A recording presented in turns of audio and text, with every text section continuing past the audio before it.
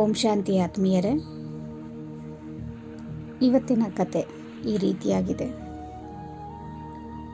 ಒಬ್ಬ ಯುವಕನಿಗೆ ಅವರ ತಂದೆ ತನ್ನ ಮರಣದ ಸಮಯದಲ್ಲಿ ಕರೆದು, ನೋಡಪ್ಪ, ನಾನು ಇಷ್ಟು ವರ್ಷ ನನ್ನ ಬದುಕಿನಲ್ಲಿ ಪ್ರಾಮಾಣಿಕತೆಯನ್ನೇ ಅಳವಡಿಸಿಕೊಂಡಿದ್ದು, ಹಾಗಾಗಿ ನಿನಗೆ ಹೆಚ್ಚಿನ ಆಸ್ತಿಯನ್ನು ಕೊಡಲು ನನ್ನ ಬಳಿ ಏನೂ ಇಲ್ಲ. ಆದರೆ ಒಂದು ಆಶೀರ್ವಾದವನ್ನು ಕೊಡ್ತೇನೆ, ನೀನು ಮುಟ್ಟಿದ್ದೆಲ್ಲ ಚಿನ್ನವಾಗತ್ತೆ.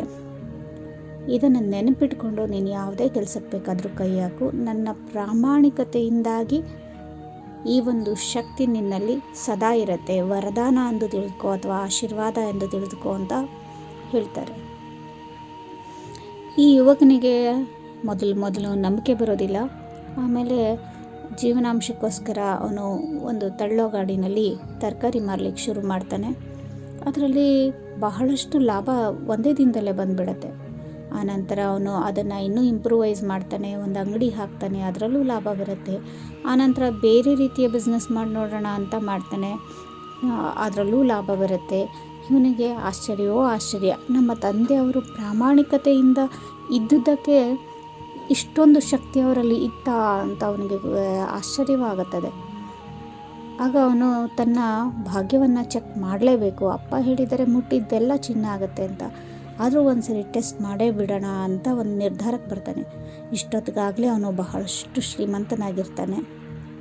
ಹಾಗಾಗಿ ಒಂದು ಹೆಜ್ಜೆ ಇಟ್ಟು ಲಾಸ್ ಆದರೂ ಪರವಾಗಿಲ್ಲ, ನನ್ನ ಭಾಗ್ಯವನ್ನು ನಾನು ಪರೀಕ್ಷೆ ಮಾಡಿಕೊಳ್ಳೇಬೇಕು ಅಂತ ಹೇಳಿ ಅವನೇನು ಮಾಡ್ತಾನೆ, ಖರ್ಜೂರವನ್ನು ಕೊಂಡ್ಕೋತಾನೆ.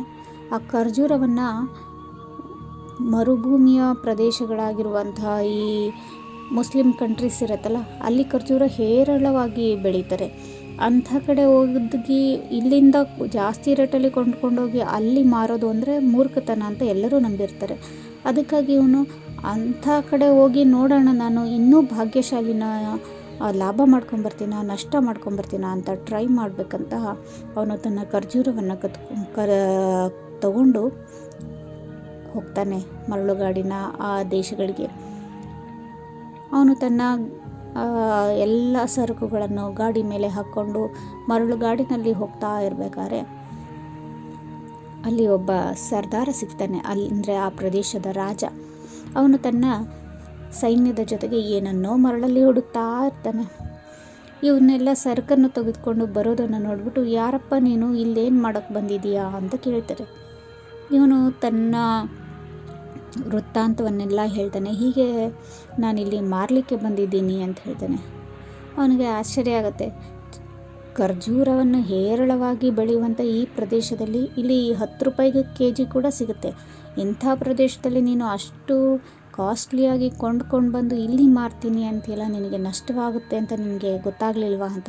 ಇಲ್ಲ, ನಾನು ಅದನ್ನೇ ಪರೀಕ್ಷೆ ಮಾಡಬೇಕಂತಲೇ ಬಂದಿದ್ದೀನಿ. ನಾನು ಮುಟ್ಟಿದ್ದೆಲ್ಲ ಚಿನ್ನವಾಗುತ್ತಂತೆ, ನಮ್ಮ ತಂದೆ ಆಶೀರ್ವಾದ ಕೊಟ್ಟಿದ್ದಾರೆ, ನಾನು ಅದನ್ನು ಪರೀಕ್ಷಿಸಬೇಕು ಅಂತ ಹೇಳ್ತಾರೆ. ಹೌದಾ, ನೀನು ಮುಟ್ಟಿದ್ದೆಲ್ಲ ಚಿನ್ನ ಆಗುತ್ತೆ ಅನ್ನೋದಾರೆ, ತಗೋ ಈ ಕೆಳಗಡೆ ಇರೋ ಒಂದು ಹಿಡಿ ಮರಳನ್ನು ಹಿಡಿ, ನೋಡೋಣ ಅದು ಚಿನ್ನ ಆಗುತ್ತಾ ಅಂತ ಹೇಳ್ತಾರೆ. ಅವನು ಆಯಿತು ಅಂಥೇಳಿ ಒಂದು ಹಿಡಿ ಮರಳನ್ನು ಹಿಡಿತಾನೆ.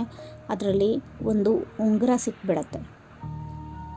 ಅದೇ ಉಂಗುರಕ್ಕೋಸ್ಕರ, ಅದು ರಾಜಮುದ್ರೆಯ ಉಂಗುರ ಆಗಿರುತ್ತೆ. ಆ ಸರ್ದಾರ ಹುಡುಕ್ತಾ ಇರೋದು, ತನ್ನ ಸೈನ್ಯ ಕಟ್ಕೊಂಡು ಅವನು ಎಷ್ಟೊತ್ತಿಂದ ಹುಡುಕ್ತಾ ಇರ್ತಾನೆ. ಇದು ಸಿಕ್ಕಿದ ತಕ್ಷಣವೇ ಅವನಿಗನ್ಸುತ್ತೆ, ನಿಜಕ್ಕೂ ನಿಮ್ಮ ತಂದೆ ಕೊಟ್ಟಿರೋ ಆಶೀರ್ವಾದ ನಿನಗೆ ನಿಜಕ್ಕೂ ಫಲಿಸಿದೆ. ಹಾಗಾಗಿ ನೋಡು, ನಾವು ಇಷ್ಟು ಹೊತ್ತಿಂದ ಹುಡುಕ್ತಾ ಇದ್ದೀವಿ, ನಮಗೆ ಯಾರಿಗೂ ಸಿಗ್ತಿರೋ ಈ ರಾಜಮುದ್ರೆಯ ಉಂಗುರ ನಿನ್ನ ಕೈಲಿ ಕ್ಷಣ ಮಾತ್ರದಲ್ಲಿ ಸಿಕ್ಬಿಡ್ತು ಅಂಥೇಳಿ. ನನ್ನ ಪರಿಶ್ರಮಕ್ಕೆ ಅಂತ್ಯ ಆಯಿತು ಇದರಿಂದಾಗಿ. ಹಾಗಾಗಿ ನಿನ್ನ ಎಲ್ಲ ಖರ್ಜೂರಗಳನ್ನು ನಿನಗೆ ಲಾಭವಾಗುವಷ್ಟು ಹಣ ಕೊಟ್ಟು ನಾನೇ ಕೊಂಡ್ಕೋತೀನಿ ಅಂತ ಅವನೇ ಕೊಂಡ್ಕೋತಾನೆ. ಅವನಿಗೆ ಅವರ ದೇಶದಲ್ಲಿ ಕೊಡಬೇಕಾಗಿದ್ದಂಥ ಆತಿಥ್ಯವನ್ನು, ಆಧಾರವನ್ನೆಲ್ಲವನ್ನು ಕೊಟ್ಟು, ಉಡುಗೊರೆಗಳನ್ನು ಜೊತೆಗೆ ಕೊಟ್ಟು ವಾಪಸ್ ಭಾರತಕ್ಕೆ ಕಳಿಸ್ತಾರೆ. ಕತೆ ಇಷ್ಟೆ. ಇದರಿಂದ ನಾವೇನು ಕಲ್ತ್ಕೋಬೇಕು? ಪ್ರಾಮಾಣಿಕತೆಯಿಂದ ಇದ್ದಾಗ ಅಥವಾ ಯಾವುದೇ ಒಂದು ಮೌಲ್ಯಗಳನ್ನು ನಾವು ಇಟ್ಟುಕೊಂಡು ಬದುಕಿದ್ದಾಗ ಇಡೀ ಬ್ರಹ್ಮಾಂಡವು ನಮಗೆ ಆಶೀರ್ವದಿಸುತ್ತೆ, ಈ ಪ್ರಕೃತಿ ಆಶೀರ್ವದಿಸುತ್ತೆ, ಪರಮಾತ್ಮ ಆಶೀರ್ವಾದ ಕೊಡ್ತಾರೆ. ಇವರೆಲ್ಲ ಆಶೀರ್ವಾದದಿಂದಾಗಿ ಅವರು ಇಡುವ ಮುಂದಿನ ಹೆಜ್ಜೆ ಸಫಲತಾಪೂರ್ವಕವಾಗಿರುತ್ತೆ. ಅವರ ತಂದೆ ತುಂಬ ಪ್ರಾಮಾಣಿಕವಾಗಿ ಕೆಲಸ ಮಾಡಿದ್ರಿಂದ ಪ್ರಾಪಂಚಿಕ ಸುಖಗಳನ್ನು ಅವರು ಕೊಂಡುಕೊಳ್ಳುವಷ್ಟು ಹಣ ಅವರಿಗೆ ಸಿಗದೇ ಇರ್ಬೋದು, ಆದರೆ ಅವರ ಮಾತುಗಳಿಗೆ ಪ್ರಾಮಾಣಿಕವಾದ ಬೆಲೆಯನ್ನು ಪರಮಾತ್ಮ ಕೊಡ್ತಾರೆ. ಈ ಬ್ರಹ್ಮಾಂಡ ಕೊಡುತ್ತೆ, ಈ ಪ್ರಕೃತಿ ಕೊಡುತ್ತೆ. ಎಲ್ಲರೂ ಸಹಯೋಗಿಗಳಾಗಿ ಅವರ ಮಾತುಗಳು ಫಲಿಸುವಂತೆ ಮಾಡುತ್ತೆ. ಅದನ್ನು ಅವರು ಉಪಯೋಗಿಸ್ಕೊಂಡು ಮಗನಿಗೆ ಆಶೀರ್ವಾದದ ರೂಪದಲ್ಲಿ ಕೊಡ್ತಾರೆ. ಅದು ಮಗನನ್ನು ಎತ್ತರಕ್ಕೆ ಕೊಂಡೊಯ್ಯುತ್ತದೆ. ನಾವು ಕೂಡ ಪರಿಸ್ಥಿತಿಗಳಿಗೆ ಬಂದಾಗ ನಮ್ಮ ಮೌಲ್ಯಗಳನ್ನು ಎಂದಿಗೂ ಬಿಡಬಾರ್ದು. ಆ ಮೌಲ್ಯಗಳು ನಮ್ಮನ್ನು ಸದಾ ಕಾಪಾಡುತ್ತವೆ. ನಮಗೆ ಆಶೀರ್ವಾದಗಳನ್ನು ಪರಮಾತ್ಮನಿಂದ ಮತ್ತು ಈ ಪ್ರಕೃತಿಯಿಂದ, ಬ್ರಹ್ಮಾಂಡದಿಂದ ಕೊಡಿಸುತ್ತವೆ. ಹೊರಗಿನವರಿಗೆ ನೋಡಲಿಕ್ಕೆ ನಮ್ಮ ಹತ್ರ ಹಣಕಾಸು ಹೆಚ್ಚಿನದಾಗಿ ಸೌಕರ್ಯಗಳು ಇಲ್ಲ ಎಂದು ತೋರಬಹುದು, ಆದರೆ ಸಮಯಕ್ಕೆ ಬೇಕಾಗಿದ್ದೆಲ್ಲವೂ ನಮ್ಮ ಬಳಿ ಬರುವಂತೆ ಈ ಬ್ರಹ್ಮಾಂಡ, ಈ ಪ್ರಕೃತಿ ಮತ್ತು ಪರಮಾತ್ಮ ಮಾಡುತ್ತಾರೆ. ನಮಸ್ತೆ. ಓಂ ಶಾಂತಿ.